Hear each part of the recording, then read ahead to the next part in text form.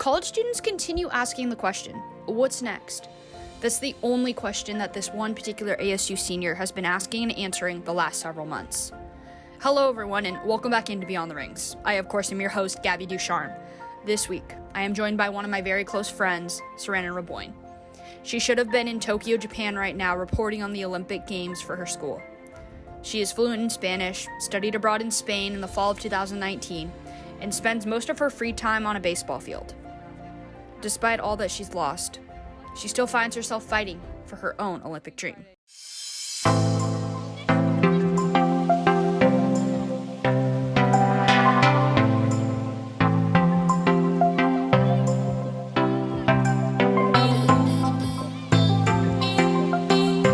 am joined here today by a very close friend of mine and a fellow journalism student, Sarandon Raboin. Sarandon, how are you doing today?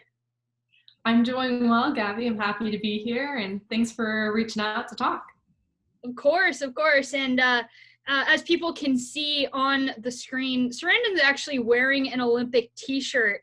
And here, we'll show it off right here. We're going to go double screen right here. You can see it there. Okay. Tokyo 2020. So yeah, I saw this design and it was so cool. It had the rings, it had 2020 with the Tokyo flag. It says Tokyo right here. It might be a little small for you to see, but I just thought it was the coolest design. And I thought it would have been a great way to represent this kind of amazing opportunity that I would have had going to the Olympics. But I guess that's a little ahead of ourselves. So, of course, I've got to start off by asking, what is your Olympic story to this point? So I am currently a junior going into my senior year at the ASU Walter Cronkite School of Journalism and Mass Communication at Arizona State University. And what that school has done for the last few Olympics, most recently in Rio, it sent a team of students to report on the Olympics, focusing on Arizona stories or Pac-12 or anywhere that would have had a Southwest kind of base that wouldn't have been able to send people otherwise. It gives the students an amazing opportunity to kind of go to the Olympics and experience that and talk to athletes that they wouldn't have necessarily talked with. And it also gives those organizations like Arizona Republic, 12 News, Pac-12, them some content from the Olympics to talk to those kinds of athletes and run stories and do those kinds of things. So it's a really great kind of, win-win situation for both the students and the organizations. And then 2019 came along, and I'd actually decided to study abroad in Spain to finish my Spanish minor during the fall of 2019, which is also when the application came out for the Olympics. So I thought ahead and I got in contact with the director of the program and basically was like, okay, what do I need? So I made sure I had everything I needed for the process. I knew what the requirements were going to be kind of to send from Spain. So I made sure I had all my clips, all my reels, everything while I was in Spain, and I did a virtual application. So I'm putting together my application, and I basically remember calling up my mom. I was like, okay, fingers crossed from now on, I'm putting in the Olympics. And she's like, okay, do it. And, I sent it in, and it's a typical application. What was it, like November, December we had to turn it in by? I feel like it was December 1st was like the first deadline or something like that.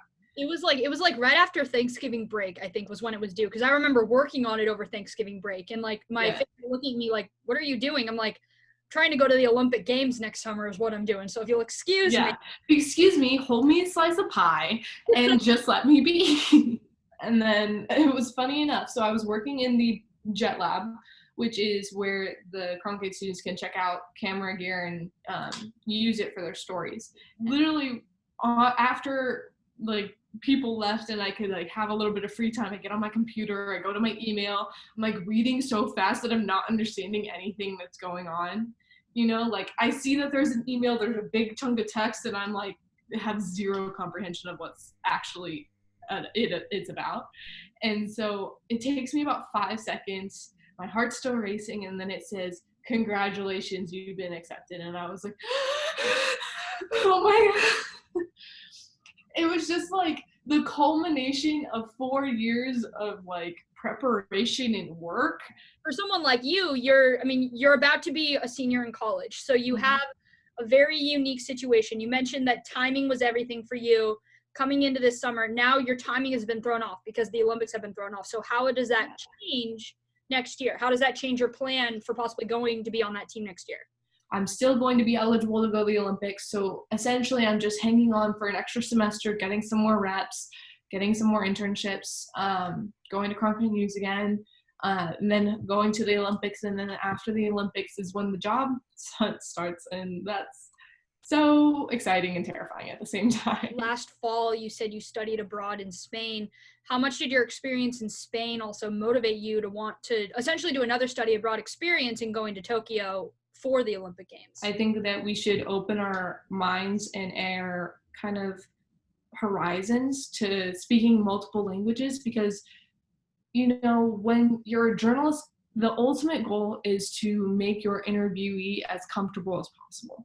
So what I planned to do when I started learning Spanish was like, well, if I speak their native language, they're not going to be trying to fumble over their words in English and not understand me and not try to get their point across and, you know, just all these communication errors. But if I can speak to them in Spanish, where they have total control, total freedom with the language, you know, it's going to be better for both the story and for the audience. So, of course, you have so many things canceled. You have an internship canceled. You find out that Tokyo is going to be postponed. You're going into your senior year of college, so a lot of decisions to be made in the next year. How are you able to stay positive, even though your future is a bit unknown? Well, first I want to say it's easy to stay positive because I'm still so lucky and so fortunate to have had some of the opportunities that I do have. And I know that not everyone has that. And I can't imagine being on the job hunt right now. I'm lucky I don't have to be doing that. My summer job, is still going. You know, I have another internship. So, I'm still very lucky and fortunate and thankful for all the opportunities I do have, whether or not these have been canceled. But to answer your question, it's just being flexible in my mind is the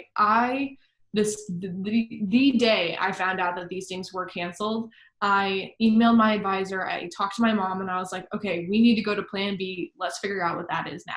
So plan B involved me taking a class in the summer, which I'm currently taking to, count for the credits wise that I would have been getting from the Olympics. Do you have a specific word or phrase you're using right now during this time of protesting in this country when there's more division than we've seen in hundreds of years, and this time when we still have this virus out there that's kind of lingering over the country and lingering over the planet?